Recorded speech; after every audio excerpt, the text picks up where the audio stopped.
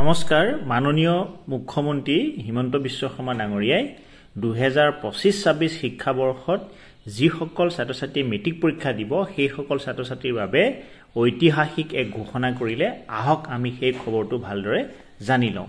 Admission লবৰ বাবে গাঁওবুঢ়াৰ সাৰ্টিফিকেট লাগে, মৌজাদাৰৰ সাৰ্টিফিকেট লাগে, মানুহে বহুত টকা খৰচ কৰিব লাগে। এইবাৰ আমি সিদ্ধান্ত লৈছো যে কলেজত বিনামূলীয়া নামভৰ্তিৰ কাৰণে মাত্ৰ ৰেশন কাৰ্ডখন দেখুৱালে হ'ল, তেওঁলোকে কাৰো পৰা সাৰ্টিফিকেট ল'ব নালাগে। এই সৰু কথাটো মই যেতিয়া গাঁৱত কৈছো, ইলেক্ট্ৰিচিটিৰ দাম কমোৱাতকৈ এই কথাটোহে গাঁৱৰ ৰাইজে বেছি হাত চাপৰি বজাইছে।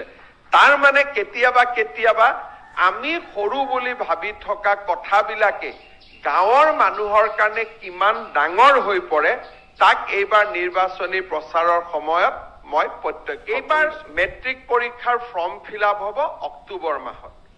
অক্টোবৰ মাহত ফৰ্ম ফিলআপ হৈ যোৱাৰ পিছত ফেব্ৰুৱাৰী মাৰ্চলৈকে অসমৰ গাঁওসমূহত আমি নিশাৰ স্কুল, নাইট স্কুল, অৰ্থাৎ সেই গাঁৱৰ যিজন BA BSc পাছ কৰা ল'ৰা ছোৱালী আছে সেইজনে গাঁৱৰ ল'ৰা ছোৱালীখিনিক বিদ্যালয় পাৰ হৈ যোৱাৰ পিছত একত্ৰিত কৰি তেওঁলোকক স্পেচিয়েল ক্লাছ কৰাৰ ব্যৱস্থা কৰক।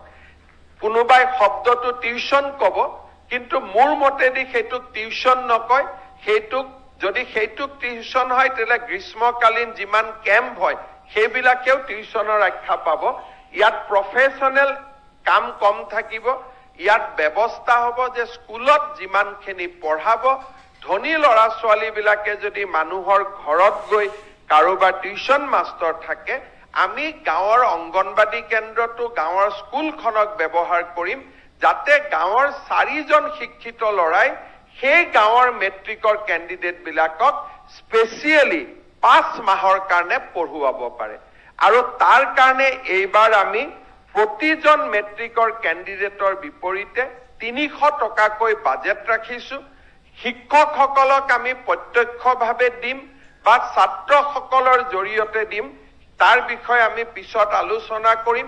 গাঁৱত যদি 50জন ষ্টুডেণ্ট আছে, 2জন গ্ৰেজুৱেট পাছ কৰা ল'ৰা আছে, তাতে এই 4 মাহ তেওঁলোকে মেট্ৰিকৰ ল'ৰাখিনিক ভাল কৰি পঢ়াওক, ভাল কৰি শুনাওক।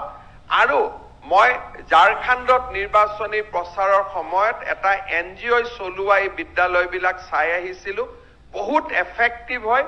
সেই ধৰণৰ এটা প্ৰয়োগ এইবাৰ আমি অসমৰ গোটেই গাঁৱত কৰিব খুজিছো যে চৰকাৰে মাননি দিব, গাঁৱৰ শিক্ষিত ল'ৰাজনে 6টাৰ পৰা ৰাতি 9টালৈকে মেট্ৰিকৰ কেণ্ডিডেটখিনিক পঢ়ুৱাব। আৰু আমি এই ধৰণে নতুন উদ্ভাৱনী চিন্তাৰে প্ৰতিষ্ঠিত চিন্তাক আমি প্ৰত্যাহ্বান জনাব খোজো।